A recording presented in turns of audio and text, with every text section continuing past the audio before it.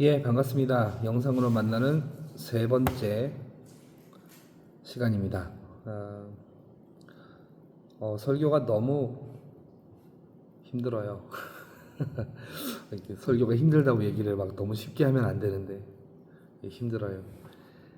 연구할 시간도 많지 않고 묵상할 시간도 많지 않고 그래서 아, 횟수를 줄여야 되나 생각을 하고 있는데 또 저를 또 지지해 주시는 응원해 주시는 분께서 하루에 2편은 어떠냐 지금 그렇게 말씀하시는데 부담스럽습니다. 부담스럽고 그럼에도 이렇게 영상을 찍고 있는 것은 저를 위해서 기도해 주시고 또 응원해 주시고 격려해 주시는 우리 스레드의 많은 목사님들과 친구분들이 있어서 저는 그것으로 사례비를 받았다 생각하고 사례비를 받았으니까 설교를 올려야죠. 그래서 이렇게 영상을 찍고 있습니다. 오늘 본문은 갈라디아서 3장 13절에서 14절까지 딱 2구절의 말씀인데요. 우리는 율법이라는 단어를 들으면 상당히 불편합니다. 왜 불편하냐면 뭔가 얽매이는 것 같고 뭔가 나를 얽어매는 것 같고 또 이게 가만히 보다 보면은 이렇게 하라 보다는 하지 말라는 게 더 많은 것 같아요. 보고 있으면. 그러다 보니까 이제 마음이 불편하잖아요. 하지 말라는 거는 다 내 욕심에 부합하는 일이고 또 그러다 보니까 율법이라는 단어가 들려오면 어디선가 모르게 나를 정죄하는 소리들이 들리기 시작하는 거예요. 야, 너 이거 안 지켰지, 너 저거 안 지켰지. 와, 예수 안에 있는 나에게 결코 정죄함이 없다라고 막 찬송을 부르면서도 이 마음 한구석에 이게 항상 남아 있어요. 그러니까 불편하죠. 그도 그럴 것이 바울이 갈라디아서 3장 19절에 뭐라고 얘기하냐면 우리의 범법함으로 인하여 율법이 더하여진 것이라는 이야기를 합니다. 그러니까 우리가 죄 지으니까 율법이 더 있다는 거예요. 더 생겨났다는 거예요. 그러니까 정죄의 역할이 맞기도 하죠. 그런데 우리는 이 정죄에 대해서 또 다른 방향으로 사용하기 시작합니다. 어떻게 사용하냐면요. 성경을 열심히 봐요. 그래서 막 여기서 성경을 보고 있으면 성경에서 이거는 내가 지금도 지키고 있는 건데 이건 앞으로도 지키기 좀 쉬운 것 같은데 그러면 막 이렇게 형광펜으로 줄 긋어요. 줄 긋고 이상하게 또 그 구절만 요만한 것이 이만하게 막 보여요. 이만하게. 그렇게 와서 그게 일종의 우리의 무기가 되죠. 무기가 돼서 그걸로 누군가를 정죄하기 시작합니다. 율법에 아주 바람직한 역할을 똑같이 하고 있는 거예요. 본인이. 야, 너 이거 성경에 써 있는데 왜 안 지켜? 이 밑바닥에 뭐가 있죠? 나는 지키고 있는데 이런 거예요. 아주 그냥 나쁜 놈들이에요, 그냥. 자, 하여튼 우리는 그렇게 율법을 사용합니다. 그래서 불편해요. 그런데 또 구약을 읽다 보면 또 그렇게 불편하지도 않아요. 너무 아름다워요, 율법은. 우리의 영혼을 살리고요. 주야로 그것을 묵상하는 자에게 하나님께서 복을 주시고요. 얼마나 아름답습니까? 그리고 심지어 또 3장 22절, 갈라디아서 3장 21절에는 바울이 또 그런 얘기를 해요. 하나님의 약속과 배치되지 않는다. 그러니까 반대되지 않는다는 얘기를 해요. 율법이. 여러분이 약속이 뭐냐면 나중에 믿음으로 구원을 받는 거예요. 여기서 말하는 믿음은 이제 예수 그리스도를 믿는 믿음이기도 하지만 예수 그리스도의 그 신실하심을 믿는 믿음. 신실하심에 의한 믿음. 어쨌든 약속이라는 개념이 그 개념이거든요. 그러니까 이게 율법이 좋은 건지 아니면 나쁜 건지가 이렇게 명확하게 구분이 안 되는 경우가 좀 많아요. 그 이유가 여러 가지가 있겠지만 구약 성경의 토라라고 얘기하는 그 율법은 헬라어로 번역되면서 노모스라는 단어로 번역이 됩니다. 예, 노모스라는 단어가 번역이 될 때 제가 이제 지난번 영상에 이제 몇 번 이제 또 지난번 영상을 언급하면서 말씀을 드릴 건데, 지난번 영상에 왜 유대인들이 이스라엘 민족이 율법을 잘 지켰다 그랬잖아요. 율법을 잘 지키려고 그 핵심을 건들지 않기 위해서 만들었던 테두리법이 있습니다. 가령 이런 거죠. 안식일을 기억하여 거룩하게 지켜라 라고 했을 때, 야, 어떻게 하는 게 안식일을 거룩하게 지키는 거냐? 야, 그럼 일하지 말자. 여기까지만 나갔어도 괜찮았는데, 야, 그럼 어디까지가 일이야? 이런 것들을 모아놓는 게 바로 신약 성경에서는 정확하게 이렇게 돼 있어요. 장로들의 유전이라고 돼 있는데, 이것도 노모스라고 번역을 해버린 경우가 있어요. 그러다 보니까 신약 성경을 보면서 어떤 데서는 율법을 되게 좋게 말하는 것 같고 어떤 데서는 안 좋게 말하는 것 같고 하는 그런 뉘앙스들이 혼재하면서 나타나죠. 그러니까 우리도 좀 혼란스러운 게 있습니다. 이런 부분들 때문에 율법에 대한 오해들이 좀 생겨나기도 하죠. 그리고 지금 이제 본문에서 갈라디아서에 있는 이 본문에서도 바울이 이런 설명까지 하게 된 경위가 이제 그런 거예요. 갈라디아 교회는 바울이 개척을 한 교회입니다. 개척을 한 교회고요. 그리고 그 후에 그 교회를 나온 후에 유대주의자들이라고 보통 얘기하는데 그들이 이제 조용히 들어왔다는 것 같아요. 성경에 보니까 유대주의자들이고 또 그들이 이방인 그리스도인들에게 할례와 율법 준수를 가르쳤다는 거예요. 할례와 율법 준수. 자, 그런데 이게 이방인 그리스도인들이 받아들일 만한 것이었던 것 같습니다. 왜요? 예, 바로 그거예요. 오늘날의 교회는 많은 신학적인 연구들이 쌓여져 왔고 또 그것들이 공유되어 왔고 하다 보니까 교회들이 어느 정도의 공통성은 가지고 있어요. 어떻게 예배를 드려야 되느냐, 어떻게 신앙생활을 해야 되느냐, 이런 것들이 거의 뭐 기독교인들 100이면 100 정도, 100이면 8, 90 이상은 거의 공통적이에요. 다 알고 있어요. 예배 때 어떻게 예배를 드려야 되고 그리스도인들은 어떻게 살아야 되고 그리스도인들의 구원과는 무엇이고 다 얘기하는 게 다 거기서 거기입니다. 대동소이합니다. 자, 그런데 지금 갈라디아 교회는 초기 교회잖아요. 초기 교회인데 이방인 그리스도인들이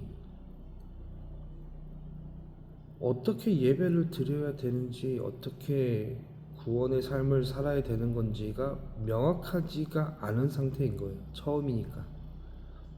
근데 이거를 좀 앞서서 알고 있었던 사람들이 있죠. 바로 그 사람들이 유대인들이에요. 자, 유대인들은 하나님으로부터 이 세상을 정화시켜야 되는 제사장 나라로서의 소명을 가지고 있습니다. 그리고 구원은 유대로부터 난다는 것도 알고 있었어요. 그래서 이들은 난지 8일 만에 할례를 받습니다. 그렇게 해서 언약 공동체 일원이 되어 있는 거예요. 그러니까 태어나서 죽을 때까지 언약 공동체가 아니었던 적이 없습니다. 그러니까 하나님께서 주시는 율법을 지키고 사는 거지요. 그 공동체 일원으로서 유지되기 위해서. 자, 그런데 이방인들은 좀 달라요. 이방인들은 할례를 받고 공동체 안으로 들어와야 되고요. 그리고 율법을 지켜야 됩니다. 그게 유대인들이 이방인들에게 했던 이야기예요. 야, 예수를 믿는 건 좋은데 유대로부터 구원이 나. 그러니까 너희가 이 언약 공동체 안에 속해 있어야 돼. 이 언약 공동체 안에 속해 있어야 되고 그 율법을 따라야 되는 거야.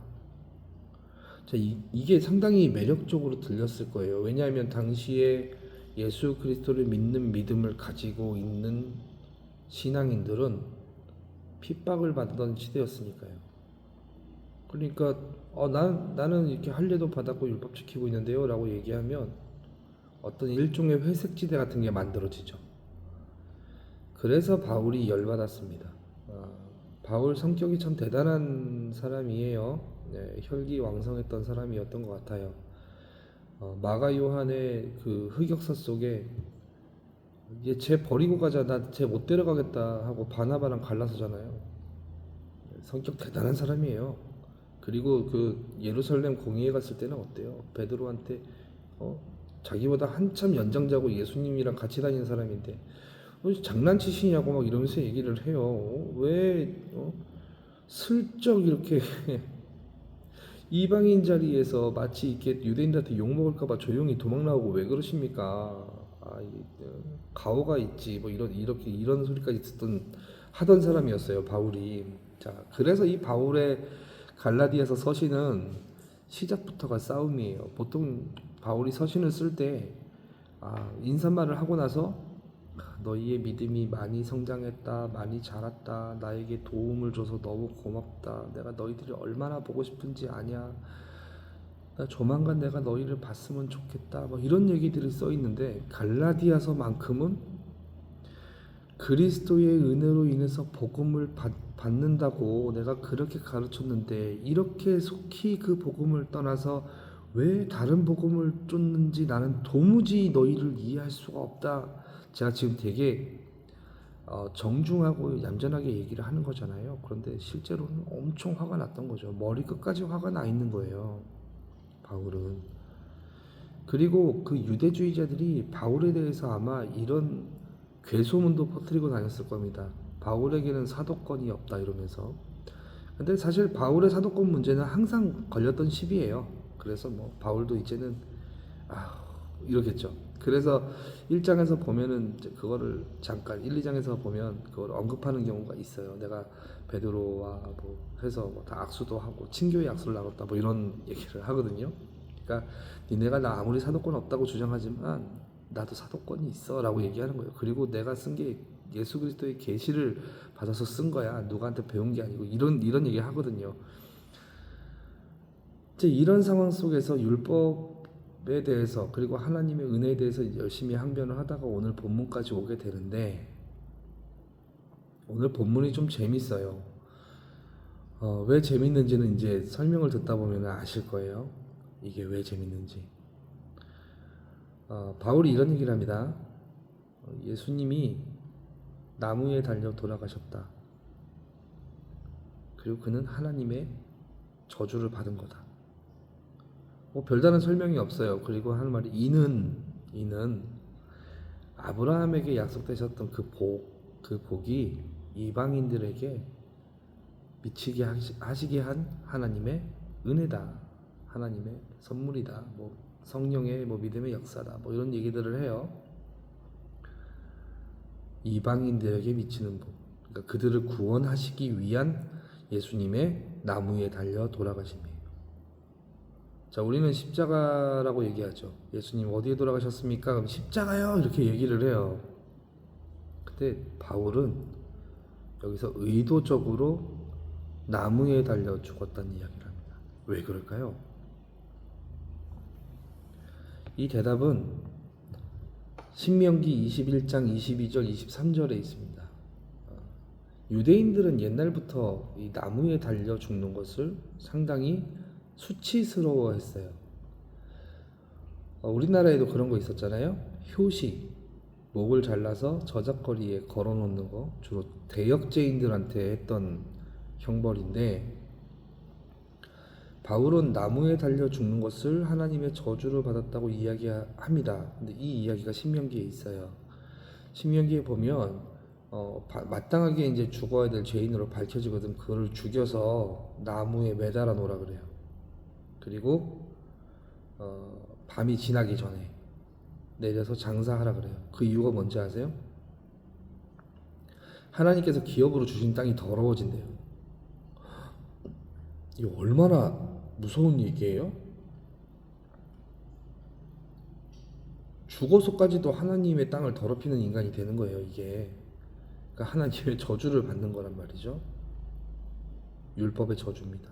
그러니까 율법 안 지키면 이렇게 죽는다는 거예요. 근데 예수님이 나무에 달려서 돌아가시잖아요. 그럼 예수님은 율법을 신명기 말대로 치면 안 지킨 거네요. 그렇죠? 유대인들의 사고에서 보면 예수님은 율법을 안 지키신 분이에요. 율법을 어기신 분이에요. 그래서 하나님으로부터 저주를 받아 율법의 저주 아래 놓여서 처참하게 나무에 달려서 죽으신 겁니다. 이렇게 말씀드리기가 되게 불편하죠. 제가 말씀드리지 않은 한 가지가 있어요. 그게 뭐냐 하면 바울이 이 말을 하기 전에 그리스도께서 우리를 위하여 라는 말을 합니다. 우리를 위하여. 자, 이게 성립하려면 이에 반대되는 경우가 하나 있어야 돼요. 그렇잖아요. 하나님의 저주를 받고 죽은 자가 하나님의 저주 아래 놓여있는 사람들을 건져낼 수가 없는 거잖아요. 아닙니까? 죄인이 죄인을 위해서 그를 대속할 수 있나요? 없습니다. 어차피 얘도 죽어야 되는 거예요. 똑같이 둘이 사형장에 끌려가가지고 내가 죄를 대신해서 죽겠습니다 그러면 저놈은 살 수 있나요? 아니요. 얘도 죽어야 되니까요. 그 말이 안 되는 거예요. 자, 그래서 예수님의 부활의 개념이 필요한 거예요. 상당히 중요합니다. 물론 이 부분은 앞에서 언급하고 갔어요. 이미 바울이 갈라디아서 1장 1절에서부터도 언급하고 지나갔습니다. 여러분, 구약의 이사야 26장에 보면 하나님의 의인과 그리고 율법을 지키지 않은 불의한 자들, 죄인들을 어떻게 하실 건지에 대한 이야기가 나옵니다. 불의한 자들은 당연하게 심판을 받죠. 그게 원래 유대 종말론이에요. 그러니까 하나님을 믿지 않고 율법을 지키지 않는 자들은 심판을 받고 하나님을 믿고 하나님의 율법을 잘 지키는 자들은 구원을 받는 거예요. 이게 유대 종말론인데 이 구원을 받는 방법이 어떤 거냐면 하나님의 통치하시는 그 나라, 종말의 그 나라가 왔을 때 땅이 그들의 죽음을 땅에서부터 토해낸다 그래요. 그러니까 부활을 당하는 거예요. 부활. 유대인들의 기본적인 사고 안에는, 신앙 안에는, 종말 안에는 구원이 있습니다. 그리고 부활이 있습니다. 부활. 이게 어디에 잘 나타나냐면요. 나사로가 죽었을 때 예수님 와가지고 그러잖아요. 쟤 자는 거야. 아휴. 누이가 들었을 때 얼마나 당혹스러웠을까요? 네, 알아요. 잠들었죠. 열조의 품에서 잠들었죠. 하나님께서 다스리시는 그 날에 모두가 부활할 것을 알고 있어요. 이 얘기가 어디서 나왔죠? 원래 그들이 알고 있는 얘기예요. 이사야 26장에 있잖아요. 자, 그런데 예수님이 부활을 하십니다. 살아계신 그 당대에 부활을 하세요. 그러니까 하나님의 종말의 그림이 이미 먼저 보여진 거죠. 예수님한테. 그래서 우리가 부활의 첫 열매라고 하는 거예요. 자, 예수님이 부활하셨어요. 이게 무슨 의미일까요? 예수님이 의인이라는 그런 이야기예요. 그래서 갈라디아서 1장 1절에는 하나님께서 예수를 죽은 자 가운데서 살리셨다 해요. 그러니까 하나님이 살리신 거죠. 그럼 반대로 말하면 예수님은 살리심을 받은 겁니다. 수동태예요. 수동태. 이게 잘 드러나는 문장이 로마서 1장 4절에 있어요. 성결의 영으로는, 그러니까 성결의 영으로 성령으로 말미암아 그가 부활하심을 당했는데 하나님께서 그를 의롭다 칭하시고 아들이라 칭하셨대요. 다 수동태 문장입니다. 자, 이제 이 그림을 종합하면 어떤 그림이 나오냐면요. 바울식의 표현이에요. 율법이 죽이지 않아야 할 자를 죽인 겁니다. 그렇죠. 예수님께서 하나님의 율법을 다 지킨 의인이라는 사실이 부활로 입증이 됐잖아요. 그 사실이 입증되었기 때문에 반대로 율법은 죽이지 않아야 할 자를 죽인 그런 그림이 된 겁니다. 자, 그래서 그 율법은 무고하게 죽은, 엄밀히 말하면 무고하게 죽은 예수님에게는 어떠한 효력도 미칠 수가 없습니다. 왜냐하면 그가 이미 그 저주를 다 받았기 때문이에요. 그래서 우리가 그 예수님의 율법에 대해, 하나님의 말씀에 대해 신실하심에 의거해서 그 믿음을 갖게 되는 겁니다. 그리고 우리가 예수님의 계명을 따라 살겠습니다라고 서약하면서 예수와 함께 죽고 예수와 함께 다시 사는 세례를 받아 하나님 나라의 그 왕국의 백성이 되는 거예요. 바울은 그래서 이거를 어떻게 표현하냐면, 내가 그리스도와 함께 십자가에 못 박혔나니 그런즉 이제 내가 사는 것이 아니요 내 안에 그리스도께서 사시는 것이라. 자, 이게 예수 그리스도와의 연합의 그림이에요. 그러니까 우리는 예수 안에 있는 겁니다. 그리스도 안에 있는 거예요. 바울이 정말 좋아하는 표현이에요. 그리스도 안에. 자, 그러면 그 율법은 우리에게 효력을 미칠 수 있을까요? 없어요. 왜냐하면 우리가 예수 안에 있기 때문에 그렇습니다. 우리가 그 세례를 받고 예수와 함께 죽고 다시 사시는 그 연합의 상태에서 예수 그리스도 안에 있기 때문에 율법은 우리를 저주하고 우리를 죽여야 하지만 우리에게 효력이 없는 거예요. 만약에 우리가 예수 그리스도 밖에 있다면 우리는 이미 율법에 의해서 죽어버리는 거죠. 그런데 우리가 예수 안에 있기 때문에 율법의 저주를 받지 않아도 되는 것입니다. 자, 이제 이것이 아브라함에게 약속하셨던 그 그림 안에서 이방인들에게도 이 그림이 동등하게 미치게 되는 거예요. 자, 구약 시대에는 그 언약 공동체 안에 들어가기 위해서 할례를 받았어요. 근데 그 내용이 세례와 똑같습니다. 지난번 영상에도 이제 말씀을 드렸던 것 같은데 똑같아요. 그러니까 이방인들도 내가 예수 그리스도의 그 은혜로 말미암아 예수 그리스도와 함께 죽고 다시 살고 내가 예수 그리스도의 그 계명을 따라 살겠습니다 하는 충성의 서약을 하고 하나님의 그 나라, 그 부활의 공동체 안에 들어오게 되는 거란 말이죠. 그게 예수 그리스도와의 연합이라는 거고요. 그게 예수 안에 있는 겁니다. 그러니까 이들 또한 율법의 속박과 저주에서 벗어나게 되는 겁니다. 이해가 되시나요? 예, 그래서 우리가 예수 그리스도의 그 신실함으로 인해 구원을 받는 그런 그림인 거예요. 율법이 우리를 정죄할 수가 없습니다. 왜냐하면 우리는 그 율법 아래에서 난 자들이 아니고 이제 우리는 하나님의 약속을 따라 자유하는 여자로부터 났어요. 이게 갈라디아서 4장의 그 사라와 하갈에 대한 이야기인데 바울이 조금 이제 이 부분을 알레고리로 설명을 합니다. 그러니까 우리가 아브라함의 약속을 받아 그 약속 가운데 우리가 그 약속으로 말미암아 약속의 백성, 언약의 백성이 된 거고요. 그렇기 때문에 율법은 더 이상 우리 안에 효력이 없는 겁니다. 자, 그런데 우리가 그 안에 있지 않고 율법의 자손으로 태어났다면, 계속 그 자리에 머물러 있다면 우리는 하갈이 내어 쫓긴 것처럼 똑같이 내어 쫓긴다는 거예요. 그리고 이는 갈라디아 교회에 조용히 들어온 그 유대주의자들에게도 해당하는 이야기입니다.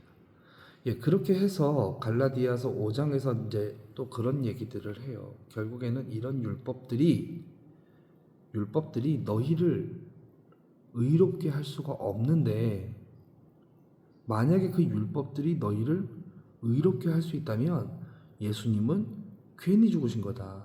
헛되이 죽으신 거다. 라고 얘기하는 거예요. 그래서 그것 때문에. 그래서 우리가 그 율법에 대해서 이해를 할 때 원래는 하나님의 백성답게 살게 하시려고 주신 이 율법이나 우리의 범죄함으로 인해서 율법의 정죄의 그런 기능들이 들어왔고 우리는 계속 율법 아래에 속박을 받으며 율법의 저주를 받아 마땅하게 불의한 자로 죽었어야 했으나 예수 그리스도께서 그 율법의 모든 저주와 책무를 지시고 죽으심으로 말미암아 그리고 그것을 하나님께로부터 율법을 다 지킨 자로 의로운 자로 칭함을 받으셨고 부활하셨기에 우리가 그 안에 있으면 하나님의 구원을 동일하게 누린다라는 이야기가 되는 겁니다. 이것은 하나님의 은혜입니다. 이게 진짜 은혜예요. 그러니까 갈라디아 교인들한테 그렇게 얘기를 하는 거예요. 자, 너희가 그 은혜 때문에 율법 아래 있지 않고 이제는 하나님께서 의롭다 하시는 그 의로움 안에 있기 때문에 너희가 자유한 자들이다. 자, 그러면서 뭐라 그래요? 너희의 자유를 육체의 기회로 삼지 말라는 얘기를 해요. 너희의 그 자유함을 육체의 기회로 삼지 마라. 그러니까 하나님의 은혜로 그 자유자가 되었으니까. 그래서 뭐라 그래요? 모든 율법이 어떻게 된 거라고요? 이웃을 사랑하는 것에 완성이 됐다는 얘기를 그때 바울이 해주는 겁니다. 5장 가서. 자, 그러다 보니까 이제 뒤에 너희가 이제 육체의 정욕, 육체의 소욕을 이루지 말고 성령의 소욕을 이루라 하면서 온갖 어떤 죄악상에 대한 어떤 그런 그림들을 나열하잖아요. 근데 그거 가만히 보다 보면요, 다 이웃들을 병들게 하거나 이웃과 틀어지게 하거나 다 그런데 기본이 있어요. 결국 그 결과들이 그렇게 나타나요. 우상숭배도 그렇고요, 투기도 그렇고, 술 취함, 간음, 당짓고 파당짓고 서로 싸우고 하는 이야기들. 그래서 바울이 결론적으로는 그렇게 이야기를 하는 겁니다. 5장에 성령의 이러이러한 열매들이 있는데 너희가 성령을 따라 그 법을 따라 살아라. 이와 같은 것을 금지할 법 자체가 없다. 그러니까 너희가 너희의 헛된 영광을 위해서 서로 싸우지 말고 너희의 그 자유함의 이 모든 기회를 육체의 기쁨을 위해서 사용하지 말고, 자, 결론이 뭐예요? 그래서 서로 투기하지 말고 서로 화목하게 살라는 거예요. 괜히 막 저런 유대주의자들이 말하는 거 저거대로 막 살면서 서로 정죄하고 서로 이게 잘못됐다 잘됐다 이런 거 하지 말고 이웃을 사랑하라 하신 그 율법을 완성하신 것처럼 성령의 소욕을 따라 살라고 이야기하는 겁니다. 율법의 사실은 그렇습니다. 율법은요, 하나님을 사랑하고 이웃을 사랑하는 그 핵심적인 내용을 담고 있습니다. 자, 여러분, 하나님을 사랑한다는 것은 어떻게 하면 하나님을 사랑할 수 있을까요? 주야로 그 말씀을 묵상하는 자들이 하나님을 사랑하는 거죠. 묵상만 하라고 했습니까? 하나님께서 그 율법을 지켜 살라고 하시잖아요. 그 율법은 이웃을 사랑하는 거예요. 율법이. 아니, 하나님 사랑하라는 법이 그렇게 남아있는데 뭘 또 율법이 이웃 사랑만 또 얘기하는 것처럼 얘기하십니까? 하나님께 제사를 지내잖아요. 제가 스레드에도 글을 올려놨습니다. 제사를 지내는 행위는요, 하나님과 인간이 화목하고 인간과 인간이 화목한, 결국에는 그 이웃과의 화목, 그리고 그것을 통한 하나님과의 화목, 그리고 그것을 통한 감사와 찬양으로 드리는 게 제사입니다. 이런 제사의 내용이 율법에 기록되어 있습니다. 그러니까 율법을 지킨다는 것은 결론적으로 이웃을 사랑한다는 이야기예요. 그러니까 원래 그 율법은 예쁜 거라고요. 아름다운 거라고요. 그런데 우리가 그렇게 하지 않으니까 율법이 우리를 정죄하는 그런 기능들이 더 들어온 거란 말이죠. 그러니까 도무지 그 율법의 정죄에서 우리가 벗어날 수 없으니까 그리스도께서 우리를 위하여 대신 죽으신 게 되는 겁니다. 그리고 예수님의 그 강화된 법도 똑같은 법이에요. 하나님을 사랑하고 내 이웃을 내 몸과 같이 사랑하라. 똑같죠. 율법과 다른 게 없어요. 더 강화되면 강화됐지. 옛날에는 문자적으로만 어쨌든 안 어겼으면 돼요. 그러니까 제가 재물이 많은 청년 그 얘기를 하면서도 이 친구가 계속 그 뭐 율법에 대해서 얘기하잖아요.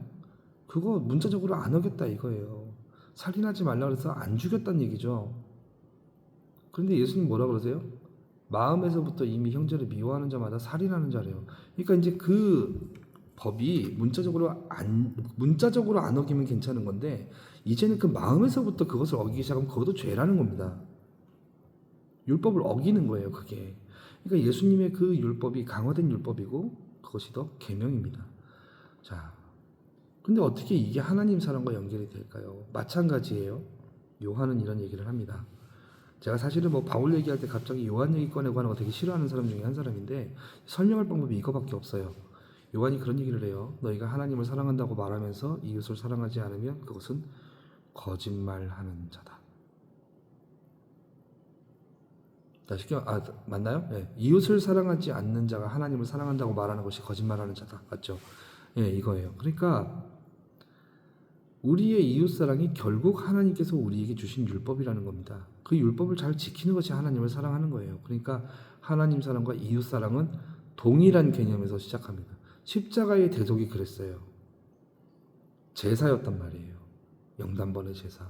우리는 그것을 우리 개인 차원에 갖고 와서 나를 구원하시기 위한 이렇게 말씀하셨지만 엄밀히 말하면 그 십자가는 하나님과 인간 그리고 인간이 인간을 이 안에서 이 화목을 위해서 이 총체적인 샬롬 때문에 예수님이 돌아가신 겁니다. 그러니까 우리가 누누이 말씀드리지만 우리가 우리 주변에 있는 이웃 그리고 때로는 내 마음에 안 들어도 뭔가 달라도 때려도 속 시원하지 않을 그런 이웃들 내가 원수라고 생각하는 사람들마저도 우리는 사랑해야 됩니다. 어디에서부터요? 마음에서부터. 그게 안 돼요. 그러니까 기도하는 겁니다. 그러니까 그게 안 되니까 기도하고요. 그게 안 되니까 의지적으로 하나님한테 더 달라붙고 그렇게 살아보려고 발버둥을 치는 거예요. 그게 성령의 소욕을 이루는 거고요. 그게 율법을 지키는 겁니다. 그게 예수 그리스도의 죽음을 헛되지 않게 하는 거예요. 그 계명을 지키는 것이. 그냥 단순하게 어떤 몸의 표식, 나는 이걸 지키고 있습니다라는 몸의 표식, 마치 할례나 뭐 이런 것들처럼 뭔가 드러나는 게 아니라요. 이미 그 마음에서부터 시작하는 것입니다. 율법 지킴은요. 항상 우리가 스레드를 하면서도 항상 너그러운 마음을 가지고 분노가 일어나도 하나님 앞에 기도하면서 우리의 이웃들을 사랑할 수 있었으면 좋겠습니다. 그리고 그것을 위해서 기도할 수 있었으면 좋겠습니다. 감사합니다.